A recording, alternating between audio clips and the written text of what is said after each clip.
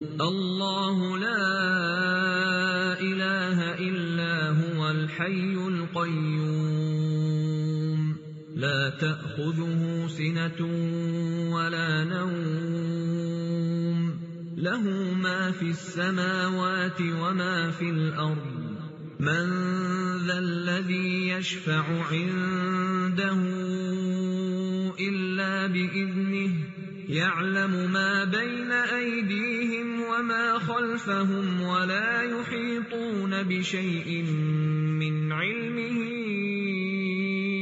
إلا بما شاء وسع كرسيه السماوات والأرض ولا يؤوده حفظهما وهو العلي العظيم۔